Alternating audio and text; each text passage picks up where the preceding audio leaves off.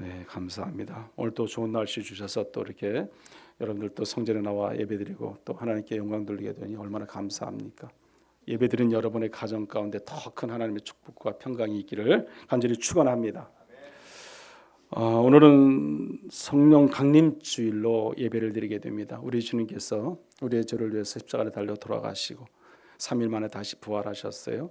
부활하신 주님께서 또 이 땅에서 40일 동안 또 여기저기 또 보이시고 부활의 증거를 나타내셨어요. 그 주님께서 120명의 성도들이 마가의 다락방에서 간절히 기도할 때 그곳에 나타나셔서 성령 강림하심을 보여주신 날이 오늘입니다. 우리 주님께서 부활하셔서 하늘나라를 승천하신 후에 50일째 되는 날이에요. 그래서 오늘이 성령 강림주일로 우리가 예배를 드리게 됩니다. 그래서 오순절이라고도 저희들은 말을 하고도 합니다. 우리 예수님께서 이 땅에 오신 이유가 있잖아요. 목적이 무엇이었습니까? 우리를 죄를 위해서 대속주로 오셨잖아요. 그 사명을 가지고 오신 분이 예수님이세요. 그리고 그 사명을 잘 감당하시고 완수하시고 하나님 우편에 올라가셨어요. 그러고 나서 우리 이 땅에 다시 뭘 주신다고 했습니까? 선물을 주신다고 그랬는데 그게 바로 성령이죠. 그래서 우리가 성령을 선물로 또 받게 되고 성령의 인도하심을 통해서 우리가 또 살게 되는 겁니다. 그래서 믿음을 가진 믿음의 성도는 성령님의 내주하심이 있어요. 성령님이 역사하지 않으면 우리는 살아갈 수 없습니다. 물론 세상 사람들은 성령님의 내주하심, 성령님의 역사하심도 없어요. 왜? 그들은 하나님의 자녀가 아니잖아요. 우리는 그러나 하나님의 자녀이거든요. 하나님의 자녀로 살아가는 우리는 늘 성령님과 더불어 같이 살아가는 거예요. 내 안에 예수가 없으면 안 되고 내 안에 성령님이 없으면 안 되는 거죠. 그래서 늘 주님과 더불어 살아갈 때 우리는 셈을 얻고 능을 얻게 살게 됩니다. 우리 주님께서 그래서 하나님 우편에 올라가시면서 또 다른 뭐예요? 보혜사를 보내주시겠다고 약속했잖아요. 또 다른 보혜사. 그래서 그 또 다른 보혜사가 누굽니까? 성령님이시죠. 즉시 그 성령님은 우리가 언제 어디서든지 우리가 찾고 부르고 우리가 나아가면 아무 때나 상관없어요. 늘 우리와 함께 하시고 우리 곁에서 우리를 지키시고 보호하시는 분이 성령님이세요. 얼마나 감사합니까? 그 하나님의 인도하심 가운데 우리는 살게 된다는 사실이에요. 성령은 누구십니까? 성령은 바로 하나님이시거든요. 우리가 서교류의 문답에 보면은 제 6문에 이런 말이 쓰여 있어요. 제가 한번 좀 읽어드리면 이렇습니다. 하나님의 신격에는 삼위가 계시며 성부와 성자와 성령이신데 이 삼위는 한 하나님이시고 본질은 같으시며 능력과 영광에 있어서도 동동하십니다. 아멘. 쉽게 말하면 뭐예요? 성부와 성자와 성령은 하나다. 한 하나님이시다. 그렇죠? 삼위일체 하나님에 대해서 확실하게 분명히 제 6문에 보면 이렇게 기록되어 있는 것을 우리가 볼 수 있습니다. 오늘 본문의 말씀 16절에 보면 이렇게 말씀을 해요. 우리 한번 같이 본문의 말씀 읽어보겠습니다. 내가 여호와 아버지께 구하겠으니 그가 또 나는 보혜사를 너희에게 주사 영원토록 너희와 함께 있게 하리니. 아멘. 또 다른 뭘 주셨어요? 보혜사를 주셨어요. 보혜사. 여기 보혜사란 말은 요한복음밖에 나오질 않아요. 다른 곳에 나오질 않습니다. 보혜사. 우리가 이 보혜사란 말을 또 많이 이용하는 자들이 있잖아요. 우리가 잘 아시지만 이단주의자들이 많이 이용해요. 이단주의자들이. 그래서 그들은요 자기가 보혜사라고 생각을 해요. 자기가 또 다른 보혜사. 그러니까 예수님께서 또 다른 보혜사를 보내주었다. 그래야 어떤 말이 성립되잖아요. 그 교주를 하려면은 내가 그래서 보혜사로 왔어. 또 다른 내가 보혜사야. 그럴 수 있잖아요. 그러니까 그 말을 만들어가고 그들이 대부분이 뭐 요한계시록을 통해서 많이 예언서를 통해서 말씀을 많이 하지만 예언서 아닌 것도 많이 또 사용하는 것 중에 하나가 바로 이 요한복음이에요. 요한복음 14장과 16장 특히 이 말씀을 통해서 그들이 자기들을 비유로 삼아서 말을 합니다. 그가 그래요. 그럼 그가가 누구예요? 보혜사인데 이단주의자, 교주죠, 교주. 그가 자기라는 거죠. 아니 거기 보면 자기 이름을 써 있든지 뭐 예수님이 예수님으로 써 있든지 그래야 되는데 그렇지가 않잖아요. 그냥 그가 그래요. 그가 누구겠어요? 보혜사죠. 성령님이죠. 성령님을 비유 말하는데 그가 자기라고 그들은 말을 합니다. 참 안타까운 현실이죠.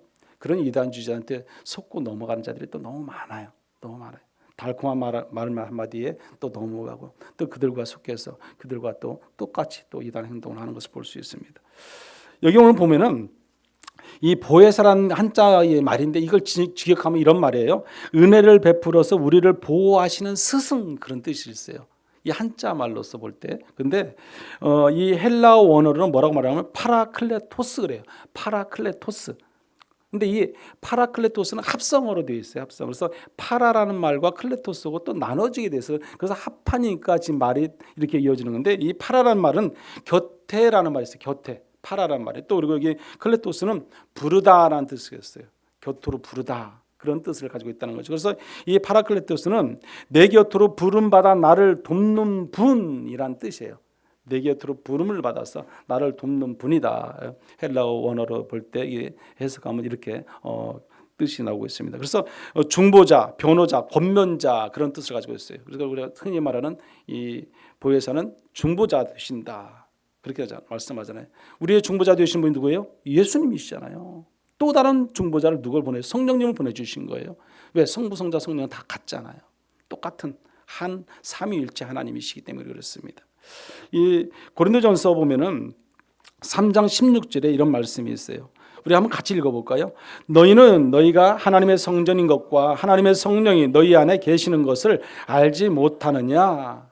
아멘. 자, 우리 하나님의 성전인 것을 우리가 알지 못하느냐 이렇게 묻는 겁니다. 우리 안에 성전이 있어요. 우리 몸도 마음도 영혼도 다 하나님의 것이잖아요. 이 교회도 성전이고 우리 몸도 마음도 다 성전인 것이에요. 그래서 우리가 거룩한 삶을 살아가야 되고 늘 하나님을 경외하는 신앙의 삶을 살아가야 되는 거예요. 우리가 하나님을 떠나서는 세상 가운데 속하기 때문에 세상과 접하고 그들과 타협하고 살아갈 수밖에 없잖아요. 그래서 늘 하나님과 함께하는 삶, 성전의 삶을 살아가는 것은 거룩한 삶의 자리로 나아가는 것입니다. 또 이렇게 말씀을 해요. 오늘 본문의 말씀 16절의 말씀이 또 다른 보혜사를 너희에게 주사 그랬어요. 영원토록 너희와 함께 있게 하리니 그랬어요. 영원토록 너희와 함께 하겠다. 언제까지? 우리가 이 땅에서 삶을 마감할 때까지. 언제까지? 천국에 올라갈 때까지. 언제나 삼위일체 되신 하나님 성령님이 우리와 함께 하신다는 사실입니다. 이렇게 하나님 우리와 함께 하신다고 말씀하고 있습니다. 언제나 우리와 함께 하시는 분이 누구다? 성령님이시다. 지금은 그래서 성령님의 시대잖아요. 우리가 살아가는 시대는 성령님의 시대예요. 우리가 이 성경을 말할 때 구약을 말하면은 우리가 구약의 예를 들어서 율법의 시대를 말한다면 우리가 성부의 시대라고 말할 수도 있잖아요. 성부의 시대.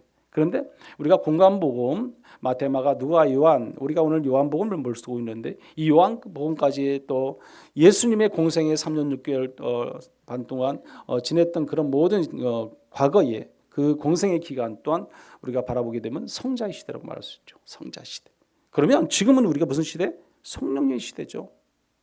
우리 주님께서 이 땅의 사명을 완수하시고 대속주의 삶을 끝내고 이제 하늘나라에 올라가셨잖아요. 그 이후의 시대는 누구다? 성령님의 시대다. 그래서 우리는 고로 성령님과 더불어 살아가는 시대, 성령님의 내주하심이 있어야 된다는 거죠. 그래서 우리는 성령님과 함께하는 삶을 살아가야 된다고 말씀을 하는 겁니다. 오순절 성령 강림 이전의 성령님은 우리가 함께 하시는 그런 분이었지만 성령님의 그 이전이 아니라 성령 강림 이후의 성령님은 늘 우리와 함께 하시는 성령님이시거든요. 그래서 언제까지? 끝까지 내주하시는 성령님이라는 거죠. 그래서 우리는 성령님과 같이 가야 돼요. 성령님과 어딜 가든지 우리가 기도해도 성령님과 같이 기도하고 우리가 찬양을 해도 같이 찬양을 하고 말씀을 봐도 같이 말씀을 하고 나 혼자가 아니라는 사실이에요. 착각하면 안 돼요. 나 혼자 아니에요. 성령님이 나 안에. 그래서 우리 마음에 늘 누구를 품어야 돼요? 예수 그리스도. 그 예수 그리스도를 마음을 품고 살아가야 되는 겁니다. 성령님의 인도하심이 우리 가운데 늘 있게 되고 하나님 믿는 성도는 그래서 성령님의 도우심을 당연히 받아야 되는 겁니다. 하나님 믿지 않는 사람들은 성령님의 도움 받을 필요가 없어요. 아니 받지도 않아요. 그들은 그걸 인정하지도 않고 믿으려고 하지도 않지 않습니까? 그러나 우리는 성령님의 도움을 당연히 받는 것입니다.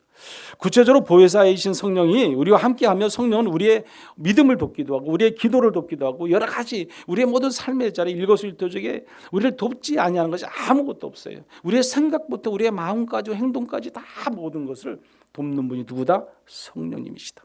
그래서 우리는 성령님과 늘 더불어 살아가는 겁니다.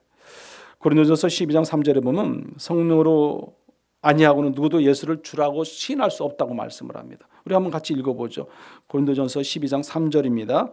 그러므로 내가 너희에게 알리노니 하나님의 영으로 말하는 자는 누구든지 예수를 저주할 자라 하지 아니하고 또 성령으로 아니하고는 누구든지 예수를 주라 할 수 없느니라. 성령으로 아니하고는 누구든지 주시라고 말할 수 없다. 신할 수 없다는 거죠. 성령의 도움 없이는 누구도 예수를 나의 주라 고백할 수 없다는 겁니다. 여러분, 우리는 늘 고백의 신앙 가지고 살아가잖아요. 근데 성령님의 도움이 필요하다는 거예요. 여러분이 오늘 요한복음 15장 뒤에 보면 16장에 보면은 이렇게 말씀을 하고 16장 8절에도 보면 그가 와서 죄에 대하여 의에 대하여 심판에 대하여 세상을 책망하시라 했어요. 그가 와서요. 죄에 대해서 의에 대해서 심판에 책망한다고. 그리고 13절에 보면 또 이렇게 말합니다. 우리 13절 말씀 한번 같이 읽어볼까요? 그러나 진리의 성령이 오시면 그가 너희를 모든 진리 가운데로 인도하시리니 그가 스스로 말하지 않고 오직 들은 것을 말하며 장래일을 너희에게 알리시리라. 아멘. 성령이 오셔서 이와 같이 함께 하신다는 사실을 우리가 알 수 있습니다. 우리가 오늘 읽은 본문의 말씀 14장에도 보면은 26절에 이렇게 말씀을 해요. 26절도 한 번 더 읽어볼게요. 보혜사 곧 아버지께서 내 이름으로 보내실 성령 그가 너희에게 모든 것을 가르치고 내가 너희에게 말한 모든 것을 생각나게 하리라. 아멘. 그가 누가요? 성령님. 보혜사 성령님께서. 이단 주자들이 아니에요. 그가 오직 성령님이시죠.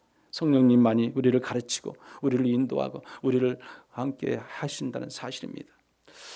우리가 늘 성령님이 아니면은 예수님을 주님이라고 고백할 수가 없어요. 주가 무엇인지 여기 뭐 아까 말했지만 의가 무엇인지 구원이 무엇인지 성령님이 아니면 알 수가 없는 거죠. 세상 사람들이 그래서 그에 대해서 알 수 없는 거죠. 그러나 우리는 성령님이 함께 하시기 때문에 주가 무엇인지 알고요. 구원이 무엇인지 알고 의가 무엇인지를 알게 된다는 겁니다. 왜 세상 사람들은 주가 무엇인지 구원이 무엇인지 모릅니까? 성령의 역사가 없기 때문이에요. 성령의 역사가. 여러분, 성령님은 누구를 찾아오십니까? 그들은 오직 하나님의 자녀에게 찾아오는 하나님의 자녀. 하나님의 자녀로 인정받은 자들을, 우리가 예수 믿는 사람들은 다 하나님의 자녀잖아요. 하나님을 영접했잖아요. 예수 그리스도를 영접한 우리는 하나님의 자녀의 권세를 받은 자라는 거죠. 그러면 우리는 하나님으로부터 우리를 도움을 받고 살아갈 수밖에 없어요. 그게 성령님의 인도하심이에요. 그 인도하심이 오늘 저와 여러분 가운데 있어야 할 줄 믿습니다. 사도행전 2장 우리가 1절 4절 말씀 한번 좀 보면 이렇습니다. 성령 강림 사건이 우리 여러분이 잘 아시지만은 그래도 한번 읽어보겠습니다. 한번 사도행전 2장 1절 4절입니다. 오순절 날이 이미 이름에 그들이 다 성령의 충만함을 받고 성령이 말하게 하심을 따라 다른 언어들로 말하기를 시작하니라. 아멘. 이 무슨 말씀입니까? 이게 그들이 다 한 곳에 모였어요. 어디에 마가의 다락방에 모였죠. 거기서 간절히 기도해. 물론 그보다 처음엔 더 많은 인원이 있었겠죠. 그러나 떨어져 나오다 보니까 남은 인원이 120명이죠. 그렇게 마가의 다락방이라고 해서 이렇게 그냥 정해놓은 곳에 가서 이렇게 성지순례 때 가보니까 120명은 충분히 들어가겠어요. 보니까. 그것이 아니겠죠. 아니지만 그냥 이제 하나의 그렇게 만들어 놓고 이제 우리 성지순례 오시는 분들에게 이렇게 참관하고 와서 갖다 데려가고 하게 하겠지만은 그렇게 2층이란 공간이 넓은 공간이 있는데 그곳에서 모여서 그들이 간절함으로 기도할 때 성령의 강림이 임했다. 그래서 성령 충만함이 그들에게 임하니까 그들이 각자의 다른 말로 언어로 말하더라는 것이죠. 성령님은 예수님이 약속하신 선물이라는 사실이에요, 여러분. 그것도 제자들이 성공한 상태가 아니라 제자들이 실패했을 때 그들이 좌절과 절망 속에서 허덕이고 그들이 고통 가운데 어려움 가운데 신음하고 있을 때 어때요? 성령님이 찾아오신다는 거예요, 여러분. 성공한 자들을 찾아오시는 성령님이 아니세요. 우리가 생각할 수 있어요. 내가 잘 되고 네가 잘 나가야 찾아간다든지 그런 사람들을 더 선호한다든지 바라본다든지 그런 사람과 더 관계를 맺어간다든지 세상의 일이죠. 그건 세상의 일. 세상에는요 잘 나가야 돼요. 내가 뭔가 하나라도 이루고 뭐가 할 수 있어야 돼요. 능력이 있어야 돼요. 그렇지 않으면 세상 사람들은 만나주지 않아요. 가까이 가지도 않아요. 쳐다보지도 않아요. 근데 성령님은 어때요? 정반대. 그래서 오늘 보면은 성령 충만을 받은 초대교회 제자들은 어떤 상태였어요?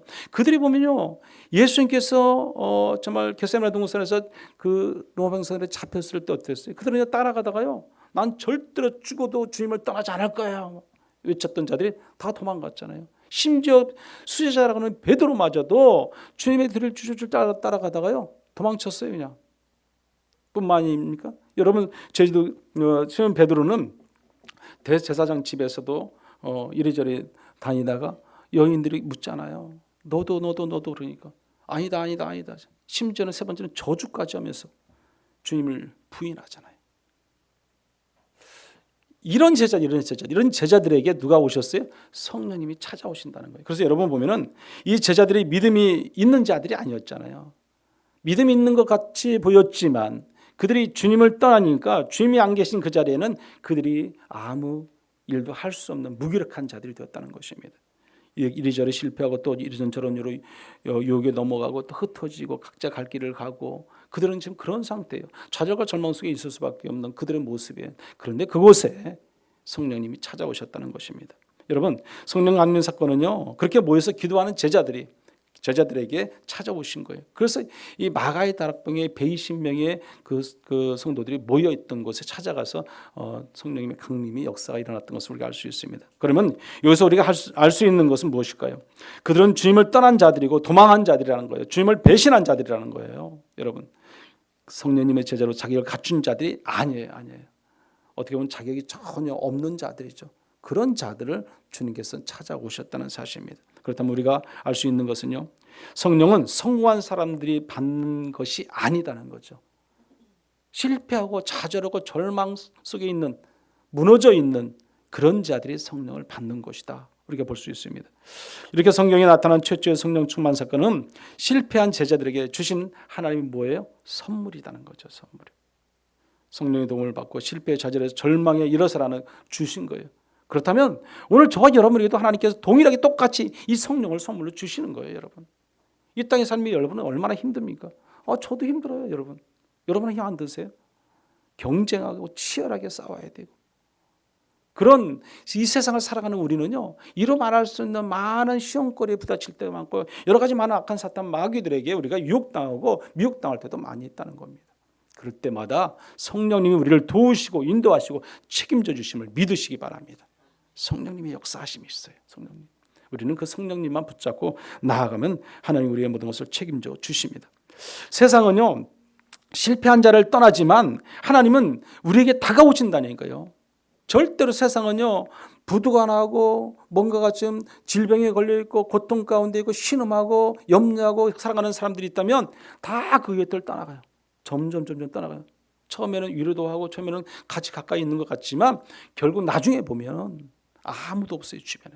그게 세상이에요, 여러분. 그러나 성령님은 우리가 절망 속에서 좌절 속에 있는, 현재 고통과 고민하고 염려 속에 고통스러워하고 있는 우리들을 찾아오시는 하나님이세요. 그게 성령님이세요. 우리는 그 성령님의 도움을 받아야 돼요. 그 성령님의 도움이 어디 있어요? 우리 안에 내주하신다니까요. 우리가 그걸 믿어야 되는 거죠. 믿지 못하면 도움을 받을 수 없다는 사실입니다. 믿으시기 바랍니다. 성령의 역사가 우리에게 분명히 있습니다. 여러분, 설교를 베드로가 성령 충만해서 설교하잖아요. 그 설교할 때 사도행전 2장 37절에 보면 이렇게 말합니다. 그들이 이 말을 듣고 마음에 찔려 그랬어요. 베드로와 다른 사도들에게 물어 이르되 형제들아 우리가 어찌할꼬 하거늘 그랬어요. 베드로의 설교를 듣고. 근데 그때 베드로가 그때 어때요? 성령 충만했잖아요. 어찌할꼬. 그때 세례받고 예수 믿는다고 구원받은 사람들이 3,000명씩 돼요. 3,000명씩. 한번 설교 들으니까 3,000명씩 구원을 받는 거예요. 놀라운 역사가 일어나지 않습니까? 이게 뭐예요? 성령 충만이에요. 성령 충만. 성령이 충만하지 않다면 어떻게 그들이 3,000명씩 예수를 믿겠습니까? 그래서 성령 충만이라는 것이 무엇이겠어요? 성령 충만이라는 것은 우리의 삶의 충만을 회복하는 거예요. 회복하는 거예요. 내 삶의 자리에서 내가 살아갈 이유를 아는 거예요.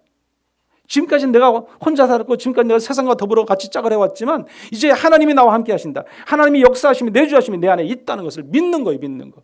그 믿음이 있다면 두려울 것이 없다는 거죠. 여러분. 그 믿음이 있다면 우리가 염려할 것이 없어요. 근심 걱정이 없어져요. 여러분. 믿지 못하면 우리는 늘 두려움과 공포 속에 사로잡힐 수밖에 없습니다. 우리 힘으로는 안 되는데 자꾸 내가 하려고 그래요. 자꾸 내가 뭔가를 풀어가려고 그래요. 안 풀려요, 여러분. 이게 매듭이 풀립니까? 쉽게? 누군가가 풀어줘야죠. 성령님의 도우심을 받고 살아갈 때 우리는 풀 수가 있습니다. 그래서 성령 충만이라는 것은 우리가 예수 안에서 성령 충만을 받으면요, 우리가 회복의 은혜를 누리는 거예요. 회복. 질고로 있다면 질고에서도 회복할 수도 있고요. 우리가 영적인 문제가 있다면 영적인 문제에서 회복할 수 있고요. 가정의 문제 있으면 가정의 문제에서 회복할 수 있는 것이고. 성령 충만해 보세요. 우리가 이룰 수 없는 거, 우리가 이해할 수 없는 거, 우리가 감당할 수 없는 문제들이 해결된다는 사실이에요, 여러분. 성령 충만해 보세요. 실험을 해보세요, 여러분. 내가 성령 충만하는데 문제가 해결되는지 안 되는지 한번 실험해 보시라는 거죠. 하나님이 어떻게 하시는지. 성령만이 하나님의 은혜인 것이 아닙니다. 때로는 그래서 어떻게 보면 실패해도 어려운 가운데 낙심 가운데 있다 할지라도 그것이 하나님의 은혜임을 우리가 깨달아야 됩니다. 내가 고난이 오고 환난이 오면은 늘 그래서 우리가 우리에게 뭘 주는 사인이라고 그랬어요? 기도하라는 사인, 기도하라는 사인. 왜 나에게 고난이 오고 왜 나에게 환난이 오고 이런 어려움이 닥칠까? 돌아봐야죠. 빨리 돌아봐야죠. 하나님이 이스라엘 백성들을요 수없이 많은 바벨론을 통해서 이스라엘 모든 백성들을 다 바벨론으로 끌려가서 포로로 끌려가서 죽이고 막 그들을 또 심판하고 그들을 막 어려움과 고통을 줘도요 이웃 나라 주변국가 아수르를 비롯해서 모든 악한 나라들 다 전멸시키잖아요. 그런데 이스라엘 나라만은 다 완전히 전멸시키지 않습니다. 남겨요, 남겨. 왜요? 돌아오기를 원하시는 하나님, 다시 회복하기를 원하시는 하나님이기 때문에. 오늘 저와 여러분에게도 마찬가지예요. 우리에게 늘 하나님께서 여러 가지 환난과 시험거리가 있다 할지라도 그 모든 것은 우리가 다시 돌아오기를 원하시는 하나님이기 때문에. 우리가 죄성이 있고 우리가 하나님 보시기에 하나님을 떠나서 세상 가운데 있고 세상과 타협하고 살아가고 여러 가지 많은 어려운 문제가 있다 할 때 하나님은 우리가 그래도 빨리빨리 돌아오기를 원하시기 때문에 때로는 어려움도 주고요, 때로는 고난도 주고 시험도 주십니다. 그럼 우리는 빨리 돌아와야죠. 성령 충만함을 받아야죠.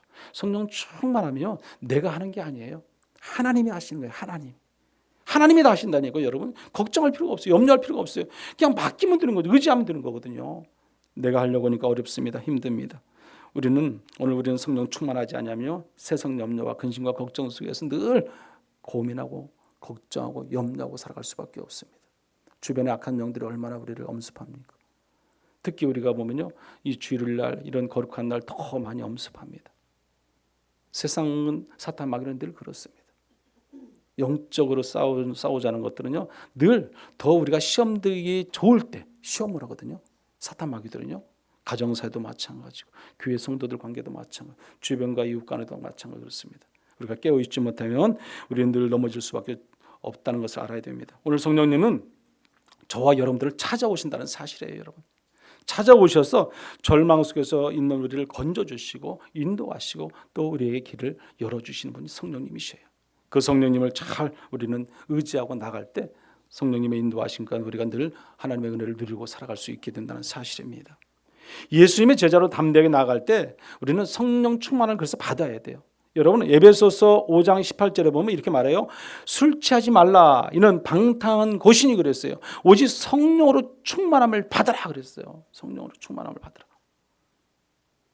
물론 술이 전부는 아니에요. 여러분 술 취할 때 우리가 하나님께 죄를 많이 지고 그런 건 아니죠. 그런데 여기 뒤에 말씀이 중요한 거죠. 오직 성령으로 충만을 받으라는 거죠.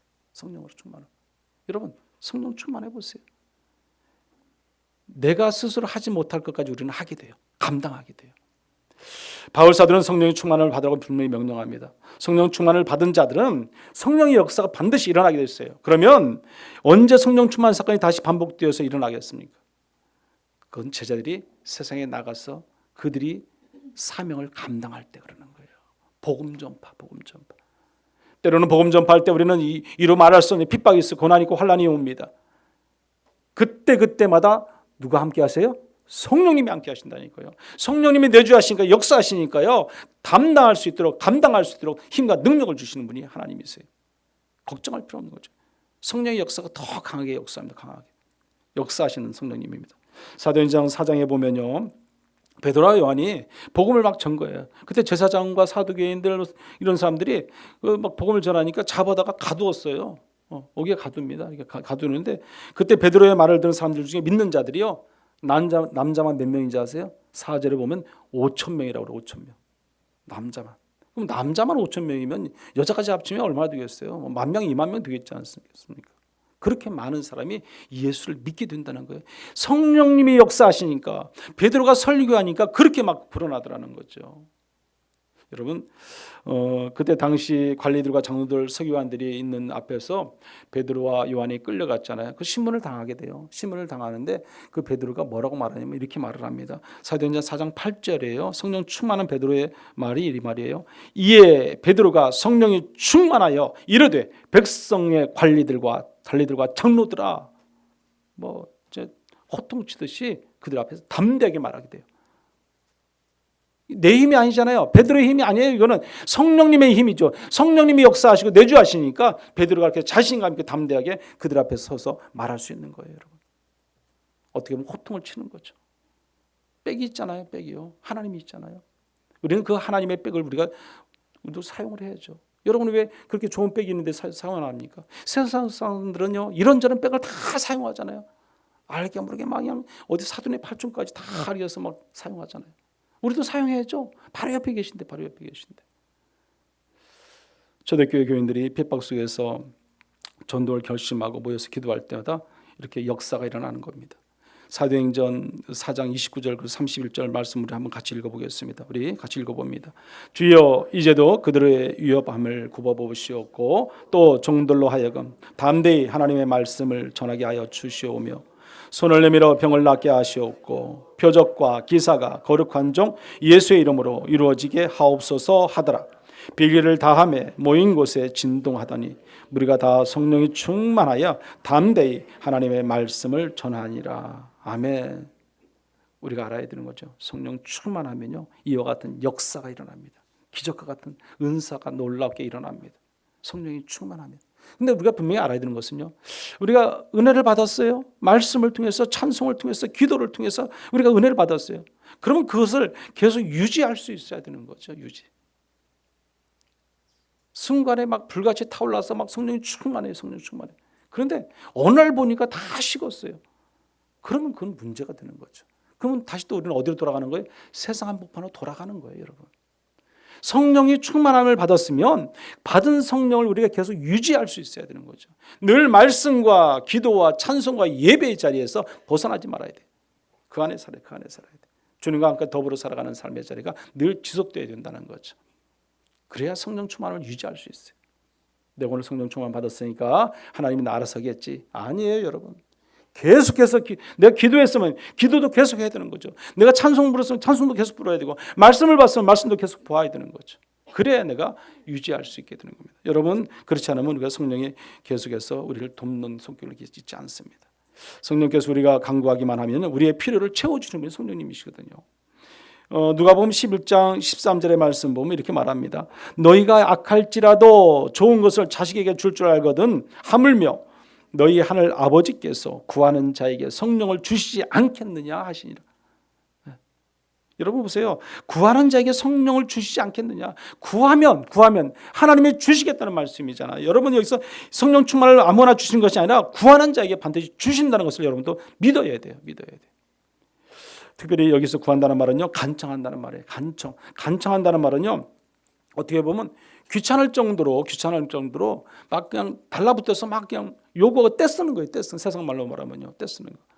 누가복음 18장에 보면 여러분 그 좀 못된 재판관이 나오잖아요. 거기에 보면 한 과부가 나오잖아요. 그 남편의 억울함을 막 가서 호소하잖아요. 좀 풀어달라고. 그 재판관이 그 말 들어주겠어? 안 들어주죠. 그러나 매일 가서 이렇게 간청하듯이 귀찮게 구르니까 그 재판관이 귀찮아서라도 내가 저 여자 꼴 보기 싫어서도 어때요? 들어주잖아요. 그 여자가 이뻐서 들어주나요? 아니잖아요. 안 보고 싶으니까. 또 오늘 안 들어주면 내일 또 찾아올 거니까. 그게 간청이 그런 거죠. 들어준다는 거죠. 하물며 하나님이 우리가 성령을 간구하는데 안 들어주시겠느냐 이거예요. 안 들어주시겠느냐. 들어주신다는 사실입니다. 여러분 기도하십시오. 간구하면 우리의 기도를 다 들으시는 하나님인 줄 믿습니다. 그러나 요새 보면요, 실제로 누리지 못하는 가장 큰 이유가 뭐냐면 세상이 너무 좋아요. 여러분 세상이 얼마나 편한지 몰라요. 세상에 누릴 것이 너무 많아요, 여러분. 그 돈을 버는 분들도 보면 돈 많은 사람들 보면요, 더 돈 하잖아요. 내가 이 정도 됐으니까 이만큼 누릴 만큼 됐으니까 이제 그만. 근데 몇 조 있는데 이 정도면 됐지. 아니에요, 여러분. 또 더 많은 돈을 요구해요. 내가 권력을 줬어요. 이 정도 됐어요. 지금 됐지. 아니에요, 여러분. 또 더 올라가야 돼. 끝까지 올라가야 돼요. 그게 사람의 심리예요, 심리. 그러나 하나님을 믿는 우리는 그런 욕심 속에 있으면 안 되는 거죠. 오직 하나님 앞에서 온전히 겸손한 자로 하나님의 놀라운 은혜와 사랑을 통해서 살아가는 사랑의 실천자가 되는 성도의 삶이 되어야 할 줄 믿습니다. 요즘 우리가 세상의 즐거움을 찾고 기쁨을 찾고 행복을 찾는 것 중에 하나가 뭐냐면 취미생활이에요. 여러분, 취미생활. 여러분, 요즘은 취미생활 안 하는 분들이 없는 것 같아요. 다 하는 것 같아요. 우리만 안 해, 우리만. 그렇잖아요. 우리만 안 해. 저도 세상 사회생활할 때 취미생활 했어요. 저도요. 제가 얘기했잖아요. 저도 7년 동안 사진 찍으러 다녔다고. 그러니까 전국에 안 다닌 데가 없어요. 저는. 그 제가 말했잖아요. 그림만 딱 사진만 보면 이게 어디다 딱 안다고 그랬잖아요. 제가. 정말 그렇게 되더라고요. 이 사진 보면 여기 어디 딱 나오더라고요. 이게 그 취미생활하는 그렇게 돼요. 뭐든지 취미생활하게 되면 거기에 빠질 수밖에 없잖아요. 올인하게 되고요. 그러면 자연스럽게 하나님과의 나의 관계, 시간, 투자 모든 것이 소홀하게 될 수밖에 없는 거예요, 여러분. 그게 더 좋아요. 그게 더 행복해요. 그게 더 누리기가 좋아요. 편리해요. 그러면요, 여러분, 우리가 기도 생활 제대로 할 수 있겠습니까? 안 되죠. 말씀 제대로 묵상할 수 있겠습니까? 안 되죠. 우리가 예배 생활 잘하겠습니까? 안 되죠. 거기에도 우선순위를 둬야 되니까. 거기도 가야 되고 여기도 가야 되고 또 이것도 해야 되고 예배도 드려야 되니까 나눠야 돼. 막 분리해서 나눠야 돼. 그럼 제대로 올인할 수 없게 된다는 겁니다. 여러분, 그런데 이상하게 사람들은요, 더 엄청 우리가 영적인 것에는 쉽게 만족해 버리는 것을 볼 수 있어요. 영적인 것은. 이게 무슨 말씀이냐면 일주일에 우리가 한번 예배 드리는 거 있잖아요. 그걸로 만족해하는 사람들도 많아요. 내가 예배 드렸으니까 오늘 이제 내가 복 받은 거야. 그 한 주간 또 건강하게 살아야지. 또 기도도 마찬가지예요. 어떤 분이 주일날 와서 열심히 기도했으니까 하나님 내 기도 내가 이것도 또 저것도 달라고 저것도 해결해 달라고 다 말씀드렸으니까 해결해 주실 거야. 이번 한 주도 건강해 주실 거야. 그렇게 만족한다니까. 또 어떤 사람은 저 하루에 3끼 아침 점심 저녁 식사기도 있잖아요. 그걸로 만족하는 분도 있을지도 모르겠어요. 근데 하나님 그걸 원치 않으세요. 더 하나님 앞에 나와서 기도하기를 원하고 하나님 찾기를 원하고 하나님 말씀 앞에 묵상되어지고 예배의 자리로 깊이 들어가기를 원하시는 분이 하나님이십니다. 그 가운데 누가 임하십니까?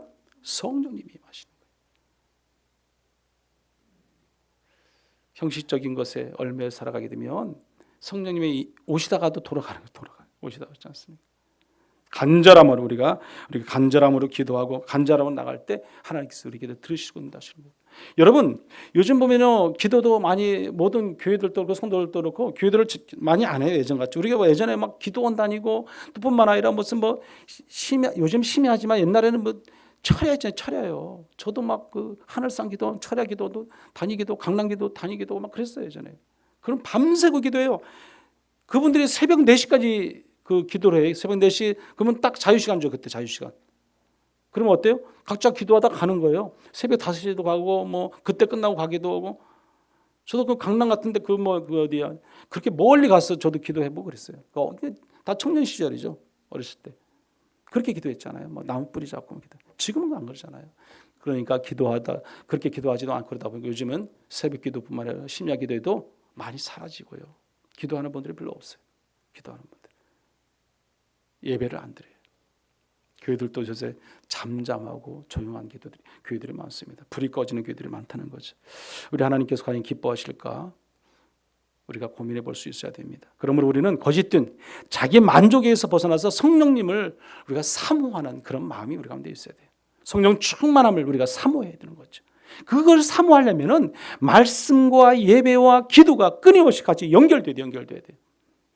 집에서든 교회에서든 어디서든 내가 주님을 떠나서는 성령님과 나와 내 주 생활이 안 된다 생각하시면 돼요. 여러분, 성령 충만하시기 바랍니다. 성령님 우리 약할 때, 좌절과 절망 속에 있을 때 우리를 찾아오십니다. 우리에게 힘을 주시고 능력을 주십니다. 우리가 고통 가운데 있을 때, 염려 가운데 있을 때, 고난 가운데 있을 때 우리를 찾아오시는 분이 누구다? 성령님이십니다. 우리는 그 성령님을 맞이해야 돼요. 주님과 더불어 살아야 돼요. 사랑하는 성도 여러분, 우리가 그 성령님을 온전히 믿고 따르고 순종함으로 이 땅의 삶을 더 힘있게 능있게 우리가 행복하게 살아가기를 간절히 축원합니다. 이 시간 우리 같이 한번 기도하겠습니다. 보혜사 되시는 성령님을 날마다 찾게 해달라고 이 시간 간절한 마음으로 기도합니다. 오늘 또 실패한 우리들에게 찾아오셔서 성령 충만케 해달라고 간절히 기도하십시오.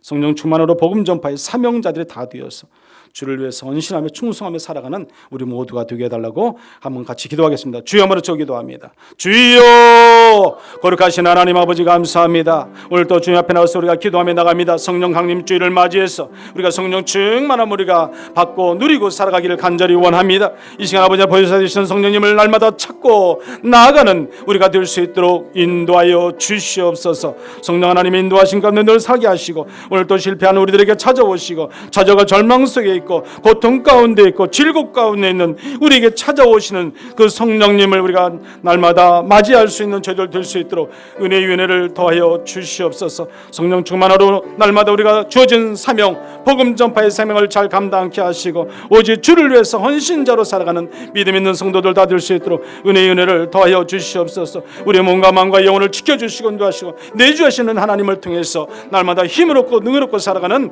우리 모두가 되도록 은혜 위에 은혜를 더하여 주시옵소서. 우리의 시공간을 초월하시고 언제 어디서나 우리를 찾아오시고 우리를 돕는 성령님 참으로 감사를 드립니다. 우리가 하나님의 성령인 것과 성령이 우리 안에 계심을 날마다 믿게 하시고 성령님의 인도하심을 통해서 날마다 살아가는 저희들 될 수 있도록 인도하여 주시옵소서. 그리고 언제나 영원토록 우리와 함께 하시는 성령님을 통해서 주님을 나의 주라고 고백하며 살아가는 저희들 되게 도와 주시옵소서. 늘 성령 충만케 하시고 그 성령의 인도하심을 통해서 힘있게 능있게 이 땅의 삶을 살게 하시고 주님이 우리에게 주신 그 사명을 잘 감당할 수 있는 능력 있는 성도들이 다 되도록 은혜 위에 은혜를 더하여 주옵소서. 예수님의 이름으로 기도드리옵나이다. 아멘.